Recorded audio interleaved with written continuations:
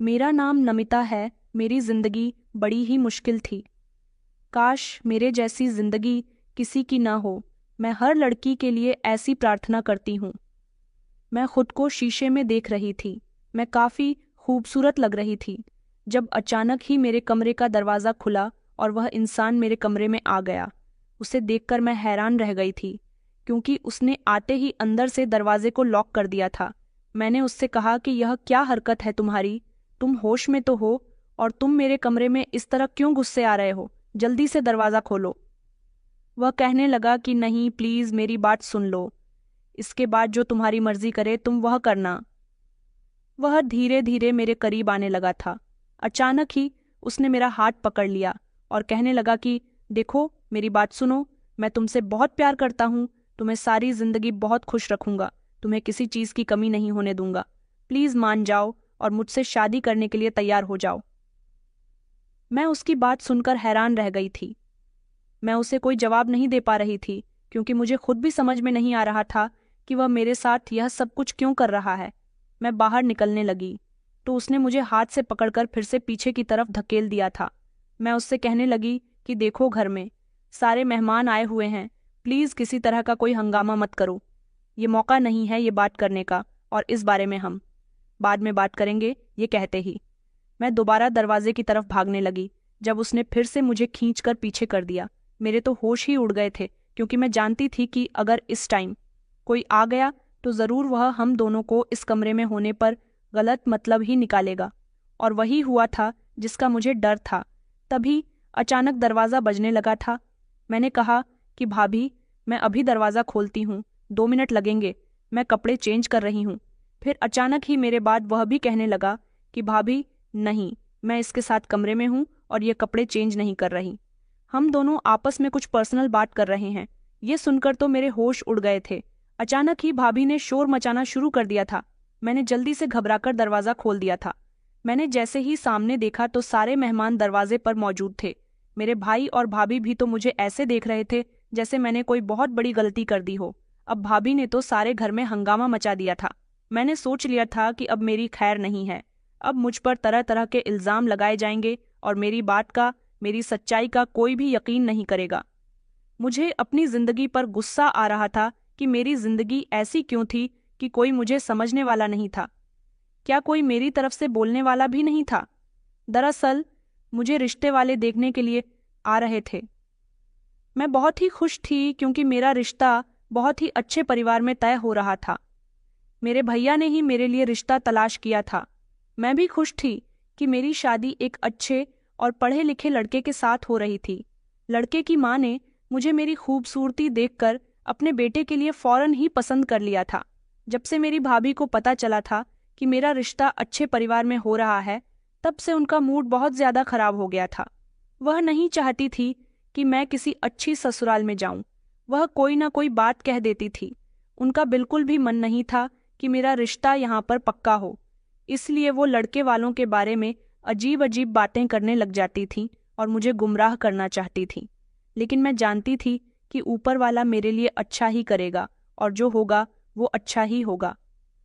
मैं भाभी की बातों को एक कान से सुनकर दूसरे कान से निकाल देती थी क्योंकि मैं इसी में अपनी भलाई समझती थी।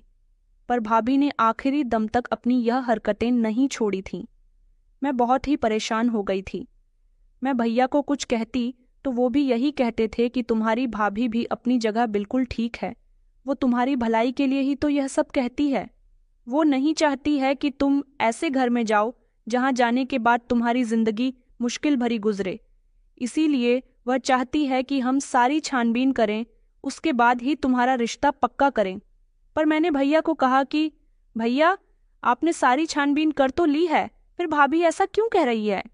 तो भैया कहने लगे कि तुम अपने दिमाग से गलत बातें सोच रही हो। तुम्हारी भाभी तो बस तुम्हारे लिए फिक्रमंद है। वह यह समझती है कि शायद तुम भी अनुराग को उतना ही पसंद करती हो जितना वह तुम्हें पसंद करता है। भैया की यह बात सुनकर मैंने जल्दी से उन्हें इनकार कर दिया था कि मैं अनुराग से शादी नहीं करना चाहती। हाँ, हम शुरू से ही एक साथ पढ़ते आए हैं, एक दूसरे के बहुत अच्छे फ्रेंड्स हैं, लेकिन इसका यह मतलब नहीं है कि हम दोनों की शादी भी हो जाए। अनुराग हमारे पड़ोस में रहता था। उसकी फैमिली बहुत अच्छी थी। बचपन से ही हम दोनों एक ही स्कूल में जाते थे और एक साथ खेल कूद कर बड़े हुए थे, जिस वजह से हम दोनों के बीच अच्छी फ्रेंडशिप हो गई थी। अनुराग मेरी ही उम्र का था। सारे मोहल्ले वालों को यही लगता था कि अनुराग और मेरे बीच कुछ चल रहा है। लेकिन जब मेरी माँ ने मोहल्ले वालों की बातें सुनी तो उन्होंने मरते समय भैया से कह दिया था कि अनुराग और नमिता एक दूसरे के लिए बने हैं। लेकिन मैं ऐसी बातों पर बिल्कुल भी यकीन नहीं रखती थी कि मरने वाला इंसान जो कुछ भी कहे वह सच होता है। इसीलिए माँ के मरने के बाद मैंने भैया को सख्ती से इनकार कर दिया था कि मैं अनुराग से शादी नहीं करूंगी। मैं अनुराग को पसंद नहीं करती थी, लेकिन जब से भाभी को यह पता चला था कि मैं अनुराग को पसंद नहीं करती और उससे शादी करने पर भी लगातार इनकार कर रही हूँ, तो भाभी बहुत परेशान हो गई थी। वह तो यही चाहती थी कि मेरी शादी अनुराग के साथ ही हो जाए, क्योंकि अनुराग एक आवारा लड़का था। हालांकि बचपन में वह अच्छे नंबर से पास होता था, लेकिन जब से वह मोहल्ले के गलत लड़कों के साथ बैठने उठने लगा था, तभी से उसने अपने आप को गलत हरकतों में डाल लिया था। मेरे भैया ने मेरा रिश्ता कहीं और तलाश करना शुरू कर दिया था। मेरे 2-3 रिश्ते आए थे, लेकिन जिनमें से हमें एक रिश्ता पसंद आया था। वह रिश्ता बहुत ही अच्छा था और मैं इस रिश्ते से बहुत खुश भी थी। मेरे घर मेहमान आने वाले थे, इसलिए मैं तैयार होने के लिए अपने कमरे में चली गई थी। लेकिन भाभी ने अनुराग को घर बुला लिया था। लड़के वालों ने जैसे ही उसे देखा तो वह हैरान हो गए थे कि इस लड़के का हमारे घर में क्या काम है। जाहिर सी बात है, उनका हैरान होना तो बनता था। अनुराग था तो हमारा पड़ोसी ही, और अब तो मैं उससे ज्यादा बातचीत भी नहीं करती थी। उसका मेरे साथ कोई रिश्ता नहीं था। मैंने सबको यकीन दिलाया था कि भाभी की मदद के लिए यहाँ पर आया है। उसकी भाभी के साथ बहुत हंसी मजाक है, तो भाभी उन सब मेहमानों के सामने कहने लगी कि तुम्हारे साथ भी तो उसकी अच्छी हंसी मजाक है, तुम भी तो उससे बड़े प्यार से बातें करती हो। भाभी की बात सुनकर सारे मेहमानों के सामने मैं शर्मिंदा हुई थी। मैं खामोश हो गई थी, लेकिन भाभी ने कोई कमी नहीं छोड़ी थी। वह बस सारे मेहमानों को मेरे खिलाफ भड़का रही थी। मैं उनकी इस हरकत की वजह से बहुत परेशान हो रही थी, लेकिन भैया ने मुझे तसल्ली दी थी कि तुम इन बातों पर ज्यादा ध्यान मत दो और बस जल्दी से तैयार हो जाओ। भैया की बात सुनकर मैं जल्दी से अपने कमरे में चली गई थी और तैयार होने लगी थी। मैंने अच्छे से कपड़े पहन लिए थे और थोड़ा सा मेकअप भी कर लिया था। मैं बहुत खूबसूरत लग रही थी। मैं शीशे में खुद को देख रही थी जब अचानक से दरवाज़ा खुला और कमरे के अंदर अनुराग आ गया था। उसने कमरे के दरवाजे को अंदर से बंद कर लिया था। न जाने वह यह सब क्यों कर रहा था। अचानक ही वह मेरे करीब आया और मुझसे कहने लगा कि देखो, अभी भी टाइम है, मेरी बात मान लो, मैं तुम्हें सारी जिंदगी बहुत खुश रखूंगा, तुम मुझसे शादी कर लो। देखो, यह लड़का तुम्हारे लिए ठीक नहीं है। इतने बड़े परिवार में शादी करने का बहुत नुकसान होता है, क्योंकि ऐसे लोग लड़की को जूते की नोक पर रखते हैं। अगर तुम्हारे साथ भी ऐसा ही हुआ तो फिर तुम क्या करोगी? मैंने उससे कहा कि खामोश हो जाओ, ऐसी बातें मत करो, आज मेरा बहुत स्पेशल दिन है, प्लीज तुम आज का दिन मेरे लिए खराब मत करो और यहाँ से चले जाओ। मुझे पता है कि तुम भाभी के कहने पर यहाँ पर आए हो, क्योंकि भाभी नहीं चाहती कि मेरी शादी अच्छे परिवार में हो और तुम भी नहीं चाहते, इसीलिए तुम दोनों मिल गए हो और तुम दोनों इस रिश्ते को नाकाम करना चाहते हो। मैंने एक तरफ दरवाजे को देखा था। मुझे यही शक था कि कहीं कोई आ ना जाए और इसीलिए मैं जल्दी से दरवाजे के पास चली गई। लेकिन अनुराग ने मेरा हाथ पकड़कर मुझे रोक लिया था और कहने लगा कि प्लीज मेरी बात मान लो, जो मैं कहता हूँ वैसा कर लो। मैंने जल्दी से अपना हाथ उसके हाथ से छुड़ाना चाहा, लेकिन उसने बड़ी मजबूती से मेरा हाथ पकड़ा हुआ था। यह देखकर मेरा दिल जोर जोर से धड़कने लगा। न जाने अनुराग ऐसा क्यों कर रहा था, पर अगले ही पल अचानक से दरवाज़ा बजना शुरू हो गया था। वह भाभी ही थी जो मुझे बुला रही थी। मैंने बात संभालने के लिए भाभी से कह दिया था कि मैं अभी 2 मिनट में बाहर आती हूँ, मैं कपड़े चेंज कर रही हूँ। इतने में अनुराग बोल पड़ा था कि नहीं भाभी, यह कपड़े चेंज नहीं कर रही, बल्कि मेरे साथ कमरे में मौजूद है, इसने जोरदार आवाज में कहा था। जब अचानक ही भाभी चिल्लाने लगी थी और कहने लगी थी कि यह तो गजब हो गया, तुम दोनों अंदर क्या कर रहे हो? और नमिता, तुम क्या कर रही हो? अनुराग के साथ तुम दोनों को शर्म नहीं आई? बाहर मेहमान बैठे हुए हैं और अंदर तुम दोनों एक साथ मौजूद हो। यह सुनते ही सारे मेहमान कमरे की तरफ आ गए थे। यह सब सुनकर तो मुझे भी शौक लग गया था, क्योंकि भाभी भी चिल्ला चिल्लाकर बातें कर रही थी। मैंने कभी नहीं सोचा था कि मेरी अपनी भाभी मेरे साथ ऐसा कर सकती है, लेकिन उन्होंने तो यह सब कर ही दिया था। मैं नहीं जानती थी कि किसी से बदला लेने के लिए इंसान ऐसे भी चाल चल सकता है जैसी चाल मेरी भाभी इस टाइम चल रही थी, और यह बात सच थी। जल्दी से मैंने दरवाज़ा खोला तो सामने देखा तो सारे मेहमान दरवाजे पर ही मौजूद थे और लड़का भी मुझे देख रहा था। अनुराग जल्दी से बाहर निकल गया और कहने लगा कि हाँ, मैं नमिता के साथ शादी करना चाहता था, लेकिन अब इस जैसी लड़की के साथ कभी भी शादी नहीं करूँगा। इसने मुझे खुद अपने कमरे में बुलाया था। यह सुनकर तो मेरे होश उड़ गए थे। मैं अनुराग को कहने लगी कि अनुराग प्लीज़, मेरी इज्जत का तमाशा मत बनाओ। मेरी इज्जत का सवाल है, ये सब मत करो। अनुराग। ये सारी बातें अनुराग वहां से बाहर निकल गया था। ये देखकर मैं हैरान हो गई थी। लड़की की माँ कहने लगी कि बस बहुत हो गया, अब हम यहाँ पर और नहीं रुक सकते। ये लड़की तो बहुत ही अजीब है। इसका तो कैरेक्टर ही इतना खराब है कि इसने खुद अपने पड़ोस के लड़के को अपने कमरे में बुलाया और ना जाने इसके कितने लड़कों के साथ अफेयर्स होंगे। हमें तो यह रिश्ता बिल्कुल भी मंजूर नहीं है। इतनी सारी बातें कहकर वह लोग भी वापस चले गए थे, जबकि मैं उसी जगह पर खड़ी हुई थी। मेरे भैया मुझे शक की नज़रों से देख रहे थे। वह कहने लगे कि नमिता, तुमने यह क्या कर दिया? मैं अपने माँ से तुम्हारे लिए यह रिश्ता लेकर आया था, पर तुमने क्या किया? तुमने मेरा भरोसा तोड़ दिया। तुमने अच्छा नहीं किया। मैंने भैया से कहा कि भैया, मैंने कुछ नहीं किया। अनुराग झूठ बोल रहा है, ऐसा बिल्कुल भी नहीं है। वह तो खुद ही मेरे कमरे में आया था। तो भैया कहने लगे कि अब बस भी कर दो और खामोश हो जाओ। मैं किस पर यकीन करूं? मैंने एक नज़र भाभी को देखा, जो मुझे देखकर हंस रही थी, जैसे वह अपनी जीत का जश्न मना रही हो। वह मुझे इस टाइम बहुत बुरी लग रही थी। मैंने भैया से कहा कि यह सब कुछ भाभी ने किया है।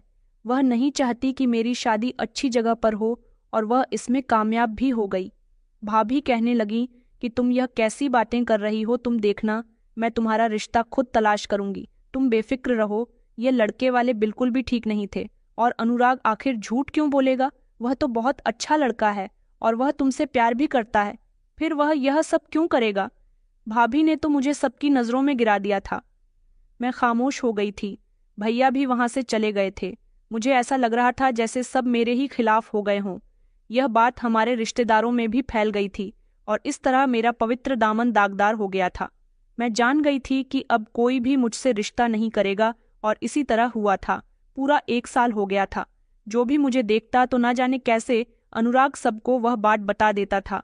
अब तो भाभी भी बहुत खुश रहने लगी थी। लेकिन एक दिन मैंने भाभी को देखा, वह फ़ोन पर किसी से बात कर रही थी। वह कह रही थी कि मैं तुम्हें पैसे दे दूंगी, तुम्हें किस चीज़ की जल्दी है? मैं तुम्हारे पैसे खा तो नहीं जाऊंगी। यह सुनकर मैं चौंक गई। शायद वह ज़रूर अनुराग को पैसे देने की बात कह रही थी। अगले दिन यही हुआ था। भाभी ने अनुराग को पैसे दे दिए थे। मैं समझ गई थी कि यह सब अनुराग ने भाभी के कहने पर ही किया था। मेरा शक सही निकला था, लेकिन मैंने यह कभी नहीं सोचा था कि भाभी इस हद तक भी गिर जाएंगी। अगले दिन ही भाभी मुझसे कहने लगी कि देखो नमिता, लड़के वाले तुम्हें देखने के लिए आ रहे हैं। अब तुम कोशिश करना कि अपना मुंह बंद ही रखना। इस लड़के में कमी तो होगी, लेकिन अब क्या कर सकते हैं?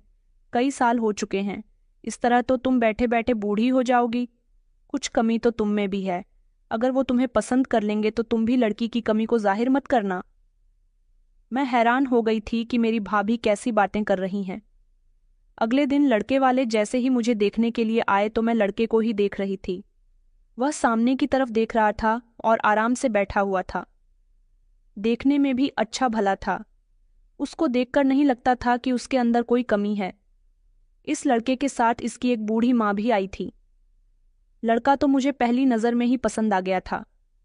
वह भी मुझे देखकर खुश हो रहा था और शर्मा भी रहा था। लड़के की माँ तो भाभी के आगे हाथ जोड़कर कहने लगी कि तुमने यह एहसान हम पर करके हमारी जिंदगी संवार दी है।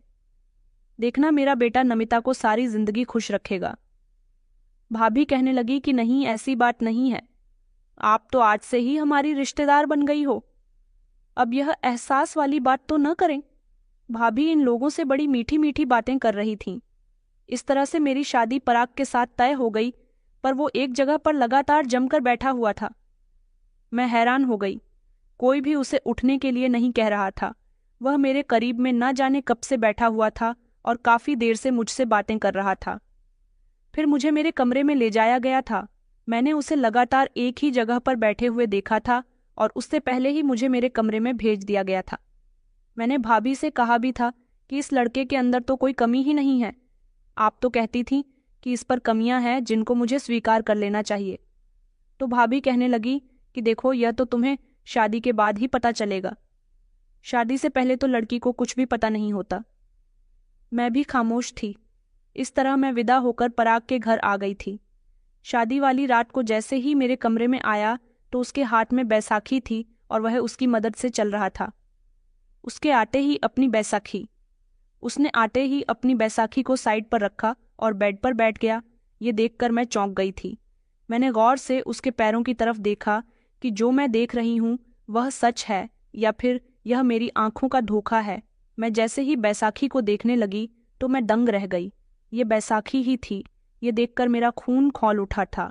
मुझे समझ आ गया था कि वह अपने पैरों पर नहीं चल सकता था। मैं हैरान हो गई थी क्योंकि मेरा पति तो लंगड़ा था।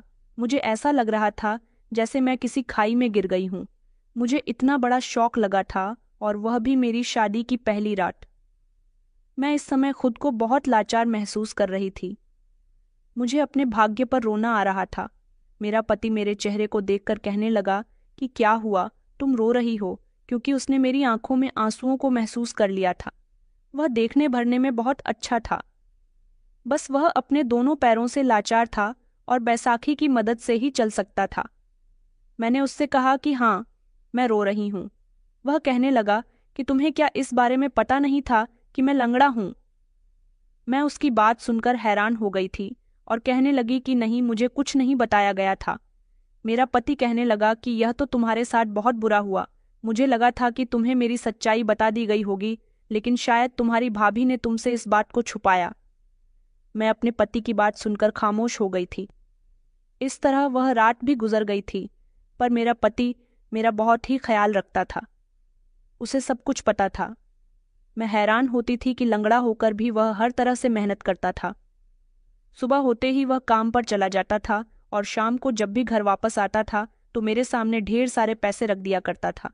मैं उन पैसों को देखकर हैरान हो जाती थी और सोचती थी कि ना जाने मेरा पति कौन सा ऐसा काम करता है जो रोज इतने ढेर सारे पैसे कमाकर लाता है। लेकिन मेरी हिम्मत कभी नहीं हुई थी कि मैं उससे इस बारे में पूछ सकूं। उसकी बूढ़ी माँ सारा दिन मेरा ख्याल रखती थी और मेरी बहुत तारीफ करती थी। कहती थी कि तुम बहुत ही भाग्य वाली हो, तुम्हारे आते ही मेरे बेटे के भाग्य भी खुल गए। यह सुनकर मैं हैरान हो गई थी।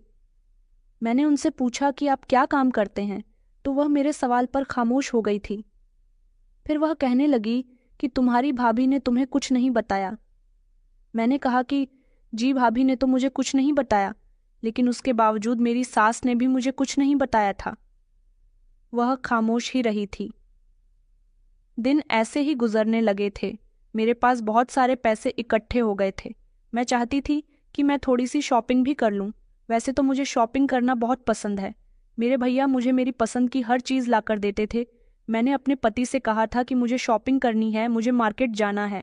पहले तो मेरा पति मेरी बात सुनकर घबरा गया था, लेकिन फिर मेरे जिद करने पर मजबूर हो गया था और मुझे मार्केट लेकर जाने के लिए तैयार हो गया।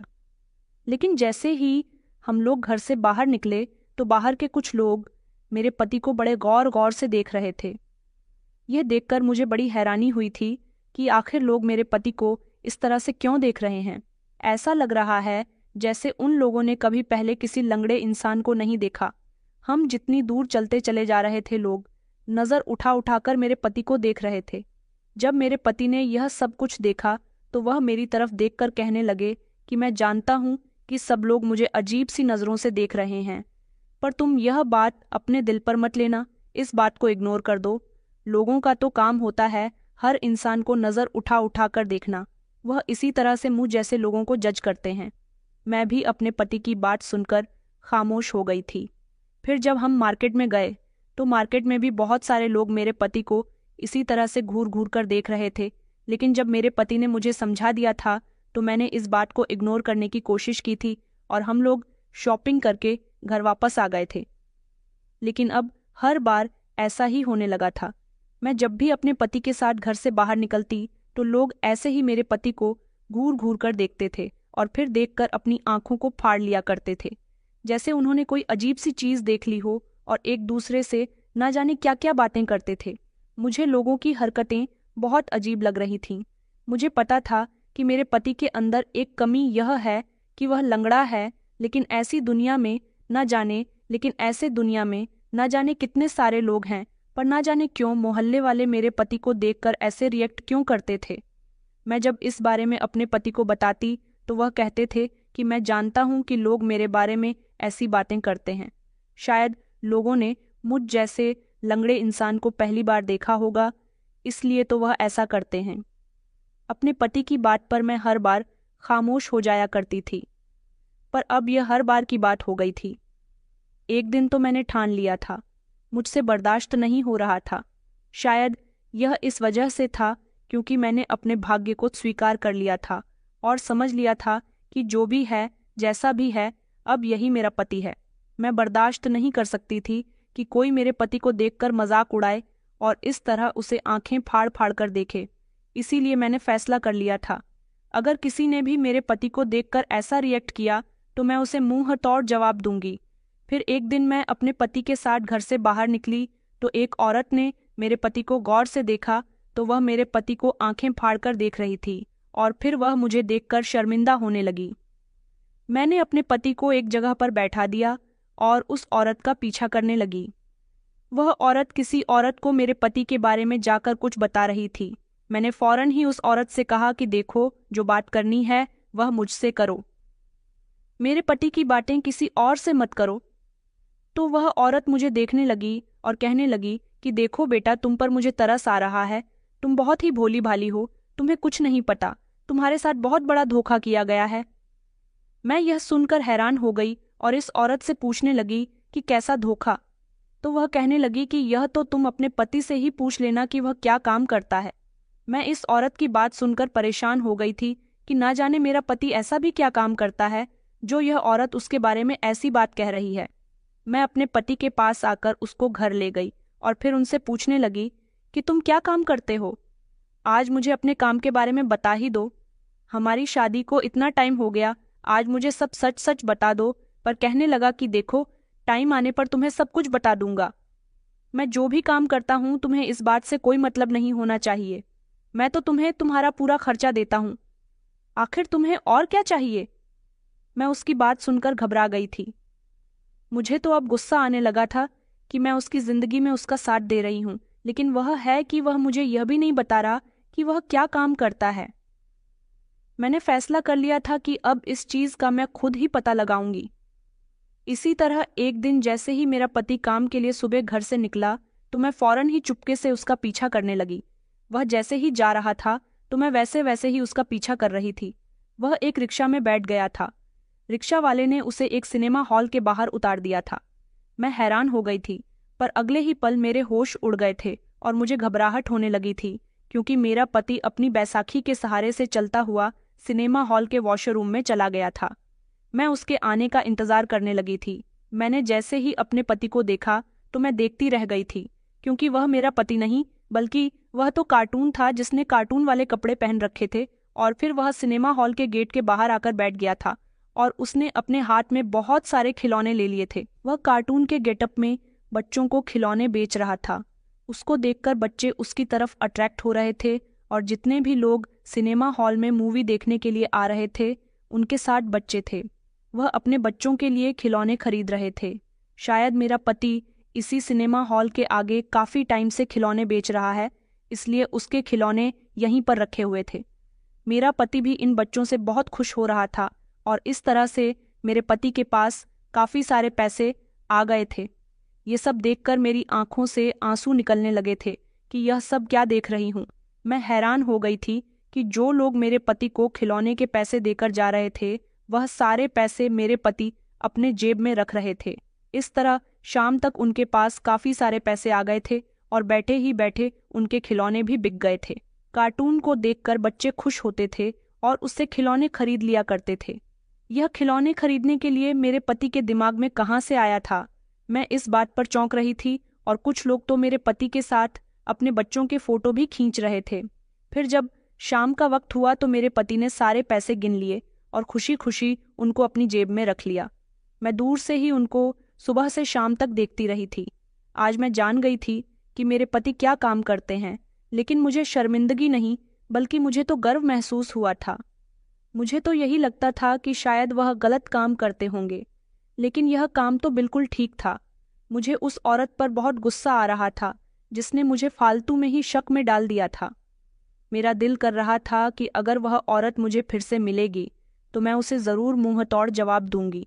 इसी तरह एक दिन मैं फिर से मार्केट वाले रास्ते से अपने पति के साथ गुजर रही थी, लेकिन वही हुआ जो हर बार हुआ करता था। वहाँ के लोग मेरे पति को अजीब नज़रों से देखने लगे थे और इस बार तो मैंने फैसला कर लिया था। तभी अचानक मुझे वही औरत दिखाई दी। आज मैं यह बात भी जान गई थी कि वो औरत मार्केट में ही बर्तनों की एक छोटी सी दुकान लगाती है। मैंने उसकी दुकान पर जाकर उससे कहा कि तुम मेरे पति को इस तरह से क्यों देखती हो? तो वो कहने लगी कि मैंने तुम्हें पहले भी बताया है, तुम्हारा पति बहुत गलत काम करता है और तुम्हें अपने साथ बाजार में ऐसे लेकर आता है जैसे वो बहुत शरीफ है। मैंने उससे कहा कि मेरे पति के बारे में ऐसी बातें मत करो, मुझे सब पता चल गया। मेरा पति कोई गलत काम नहीं करता। वो कार्टून बनकर बच्चों को खिलौने बेचता है और उनका दिल बहलाना कोई गलत काम नहीं है। ये तो मेहनत की कमाई है। इससे गलत काम तुम क्यों कह रही हो? वो औरत मेरी बात सुनकर पहले तो हैरान हो गई थी, फिर कहने लगी कि तुम ये कैसी बातें कर रही हो? तुम सोमवार के दिन इस बाजार में आना और देख लेना कि तुम्हारा पति क्या काम करता है। मैंने उस औरत से कहा कि सोमवार के दिन तो मेरा पति छुट्टी करता है, वो तो अपने रिश्तेदारों के यहाँ घूमने के लिए जाते हैं। तुम ये कैसी बातें कर रही हो?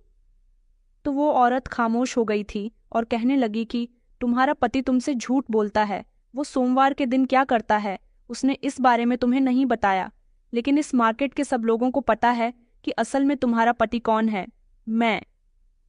उस औरत की बात सुनकर हैरान हो गई। मेरी अजीब सी हालत हो रही थी, जैसे कुछ गलत हो रहा है। लेकिन फिर मैंने बड़ी मुश्किल से खुद पर कंट्रोल किया और फैसला कर लिया कि मैं सोमवार के दिन भी अपने पति का पीछा करके देख लूंगी कि वह कहाँ जाता है और क्या काम करता है। मुझे तो लगा था कि सोमवार के दिन भी मेरा पति वही काम करता होगा जो हफ्ते के हर दिन करता था। जैसे ही सोमवार का दिन आया तो मेरा पति तैयार हो रहा था। उसने साफ सुथरे कपड़े पहने और कहने लगा कि सुनो, मैं अपनी मासी के यहाँ जा रहा हूँ, तुम मेरी माँ का ख्याल रखना, मैं शाम तक घर वापस आ जाऊंगा। वह यह कहकर बाहर चला गया था, लेकिन मेरी सास तो नींद में थी। यह देखते ही मैंने अपने पति के घर से बाहर निकलते ही उसका पीछा करना शुरू कर दिया। वह ना जाने कहाँ जा रहा था। वह फिर से एक रिक्शा में बैठ गया था। मैंने भी जल्दी से रिक्शा किया और रिक्शा वाले से उस रिक्शा का पीछा करने के लिए कहा। यह रिक्शा तो चलता चला जा रहा था। पता नहीं मेरा पति कहाँ जा रहा था। यह देखकर मैं हैरान रह गई थी, क्योंकि यह रिक्शा उसी मार्केट के करीब में ही रुक गया था। लेकिन अचानक वह क्या करने वाला था कि फिर वह रिक्शा मार्केट के पीछे वाले रास्ते की तरफ जाने लगा था। यह देखकर मुझे समझ नहीं आया था कि मेरा पति वहां से उतर गया था और फिर एक साइड पर खड़ा हो गया। शायद उसे किसी का इंतजार था। तभी अचानक मैंने देखा कि 2-3 आदमी वहां मेरे पति के करीब आकर खड़े हो गए। शायद वह मेरे पति के दोस्त थे। फिर कुछ ही देर के बाद वह सब भी एक तरफ को जाने लगे थे, लेकिन यह देखकर मेरे होश उड़ गए थे, क्योंकि वह लोग जिधर जा रहे थे वह एक झुग्गी थी। कुछ देर बाद ही वह सब लोग झुग्गी से बाहर निकले थे। यह देखकर मेरा शरीर कांप गया था, क्योंकि इन लोगों के कपड़े फटे पुराने और गंदे थे। मैं हैरान हो गई थी कि मेरा पति ऐसी हालत में कैसे हो सकता है। वह सभी अजीब हालत में थे। मेरा पति तो पहचानने में भी नहीं आ रहा था। मैं उसे बड़ी मुश्किल से पहचान रही थी, क्योंकि उसका चेहरा भी गंदगी से भरा हुआ था। मैं हैरान रह गई थी कि न जाने मेरे पति ने ऐसी हालत क्यों बना ली है, जबकि मैं छुपकर उन सबको देख रही थी, पर वो सब मुझे नहीं देख सकते थे। अचानक ही वह सब मारे। अचानक ही वह लोग सब मार्केट के भीड़ वाले रास्ते की तरफ आ गए और फिर उन्होंने एक तरफ फटी पुरानी चादर बिछाई और वह सभी वहां पर बैठ गए थे। मैं तो काफी परेशान हो गई थी, लेकिन अगले ही पल मैंने जैसे ही उन सबको वह गलत काम करते हुए देखा, तो मेरे होश उड़ गए थे। मैंने कभी नहीं सोचा था कि मैं यह सब कुछ भी अपनी आंखों से देखूंगी, और यह सब करने वाला कोई और नहीं बल्कि मेरा अपना पति ही होगा। मेरे आंसू निकलने लगे थे। मुझे उस औरत की बातें बिल्कुल ठीक लग रही थीं। मैं पछता रही थी, क्योंकि मैं जान गई थी कि मेरी शादी किसी नॉर्मल इंसान से नहीं हुई। मुझे बहुत पछतावा हो रहा था, और मैं यह भी जान गई थी कि मेरी भाभी ने मेरी जिंदगी पूरी तरह से बर्बाद कर दी है। इसीलिए तो वह अब सुकून से हो गई है। मेरा पति सिर्फ लंगड़ा नहीं था, बल्कि वह तो अपनी इज्जत और बेइज्जती के बीच का फासला जानता ही नहीं था। मुझे बहुत पछतावा हो रहा था, और इसी पछतावे के साथ मैं बस घर लौट आई थी। अब मैं अपने पति से नज़र भी नहीं मिलाना चाहती थी। वो जो खिलौने बेचने वाला काम करता था, उसमें कोई बुराई नहीं थी, लेकिन जो काम वो अब कर रहा था, ये बहुत ही गलत काम था। मैं समझ गई थी कि मेरा पति किस तरह से हर रोज़ मेरे पास बहुत सारे पैसे लेकर आता है, क्योंकि वह गलत तरीके से भी पैसे कमाता है। वो सब याद कर कर मैं आंसू बहा रही थी, क्योंकि मेरा पति लोगों के सामने भीख मांग रहा था, और वह अपने लंगड़े होने की दुहाई देकर लोगों से भीख मांगता था। ये सब सोच सोच कर ही मेरा दिमाग खराब हो रहा था। अभी मेरा दिल तेजी से धड़क रहा था। मुझे समझ नहीं आ रहा था कि मैं क्या करूं। भाभी ने मेरी शादी एक आम इंसान से नहीं, बल्कि एक लंगड़े भिखारी से करवा दी थी। मेरी भाभी ने जानबूझकर मेरे साथ यह सब कुछ किया था, और मुझे इस बारे में कुछ नहीं बताया था। मैं बहुत अफसोस कर रही थी कि पता नहीं क्यों मुझे ऐसी भाभी मिली है जिसको मेरी थोड़ी भी परवाह नहीं थी। वो खुद मेरे भैया के साथ अच्छी जिंदगी गुजार रही थी, लेकिन यहाँ उसने मेरी जिंदगी बर्बाद कर दी थी। मुझे अनुराग पर भी बहुत गुस्सा आ रहा था, लेकिन मैंने फैसला कर लिया था कि ऐसे इंसान को मैं छोड़कर ही रहूंगी। मैं इस भिखारी के साथ अपनी जिंदगी नहीं गुजार सकती। मैंने उसके लंगड़ेपन को एक्सेप्ट तो कर लिया था, लेकिन मैं एक भिखारी के साथ तो नहीं रह सकती थी। जैसे ही रात को वो घर पर आया, तो उसने फिर से मेरे सामने ढेर सारे पैसे रख दिए। लेकिन इस बार मैंने उसका सामना किया, और मैंने उससे कहा कि ये पैसे गलत तरीके से कमाए गए हैं। मैं ऐसे पैसों को बिल्कुल भी नहीं ले सकती। ये पैसे तुम अपने ही पास रखो। वो पहले तो हैरान हो गया था, फिर कहने लगा कि तुम्हें क्या हो गया है? तुम ऐसी बातें क्यों कर रही हो? क्या मैंने तुम्हारा दिल दुखाया है? लेकिन मेरी आवाज़ तो मेरे गले में ही अटक कर रह गई थी। मुझसे कुछ बोला भी नहीं जा रहा था। मैंने जल्दी से अपना सामान पैक किया और वापस अपने मायके आ गई थी। भाई और भाभी को मैंने कुछ नहीं बताया था। भाभी तो मुझे देखकर भैया से कहने लगी कि देखो, मैंने तुमसे कहा था ना कि तुम्हारी बहन ज्यादा दिन अपने ससुराल में नहीं टिकेगी। यह तुम्हारी बहन है ही ऐसी जिसका दिल कहीं और लगा हुआ हो। वह कहाँ अपने पति के साथ रह सकती है। यह सुनकर तो मैं बोल ही पड़ी थी। मैंने भाभी से कहा कि भाभी, आपने मेरे साथ अच्छा नहीं किया। मैंने भैया को सारी बात बता दी थी। भैया को अभी भी मेरी बातों पर यकीन नहीं आ रहा था। वह कहने लगे कि तुम अपनी भाभी के बारे में कैसी बातें कर रही हो? तुम्हारी भाभी ऐसा नहीं कर सकती। भैया को तो मेरी बात पर यकीन जब आया था, जब अचानक ही उन्होंने सामने देखा। वहां पर अनुराग खड़ा हुआ था। उसे मेरे आने के बारे में पता चल गया था। भाभी अनुराग को देखकर हैरान हो गई थी। उनके चेहरे की हवाइयां उड़ गई थीं। वह अनुराग को देखकर कहने लगी कि तुम यहाँ क्या कर रहे हो? अनुराग धीरे धीरे चलता हुआ घर के अंदर आया और कहने लगा कि नमिता, प्लीज मुझे माफ कर दो। मुझसे बहुत बड़ी गलती हो गई। मैंने तुम्हारे साथ बहुत गलत किया। मैं पैसों का लालची बन गया था। मेरी आंखों पर लालच की पट्टी बंध गई थी। मुझे कुछ भी नजर नहीं आ रहा था। आज मैं तुम्हारी सफाई में सब कुछ कहूंगा। मैं माफी चाहता हूँ। मेरे साथ भी बहुत बुरा हो गया। मुझे वह सब नहीं करना चाहिए था, क्योंकि जो मैंने तुम्हारे साथ किया था उसकी सजा मुझे भगवान दे चुका है। भैया तो उसकी बातें सुनकर हैरान हो गए थे। उन्होंने अनुराग से कहा कि तुमने क्या किया है? तुम ये सब क्यों कह रहे हो? भैया की बात सुनकर उसने सब कुछ बता दिया था, लेकिन भैया को अनुराग की बातों पर यकीन नहीं आ रहा था। भैया भाभी को अजीब सी नजरों से देख रहे थे। इससे पहले तो भैया ने अनुराग को वापस घर भेज दिया था, और फिर भाभी को कहने लगे कि देखो, इससे पहले कि मैं कोई गलत कदम उठाऊं, तुम मेरे सामने से चली जाओ। भैया की बात पर भाभी परेशान हो गई थी। वह हाथ जोड़कर उनसे माफी मांगने लगी कि मुझे माफ कर दो। मैंने अनजाने में यह सब कुछ कर दिया, लेकिन मेरा वो मतलब नहीं था। जब भैया ने उन्हें चुप करवाया और कहने लगे कि खबरदार, जो तुमने एक शब्द भी कहा तो तुम मेरे घर से निकल जाओ, वरना मैं कुछ गलत कर दूंगा। मैं नहीं चाहता कि मेरे बच्चों की माँ उनसे अलग हो जाए। भाभी ने जैसे ही यह बात सुनी तो वह समझ गई थी कि उन्हें यहाँ से अपने मायके चले जाना चाहिए। इसमें ही उनकी बेहतरी है। उन्होंने जल्दी से अपना सामान पैक किया और वह उसी टाइम वहाँ से चली गई थी। मेरी जिंदगी तो बर्बाद हो चुकी थी। मैंने प्राग से डाइवोर्स ले ली थी, लेकिन अब मैं समझ गई थी कि मुझसे कोई भी शादी करने के लिए तैयार नहीं होगा। मैंने अनुराग को भी माफ़ नहीं किया था और ना ही मैं भाभी को कभी माफ़ कर सकती थी।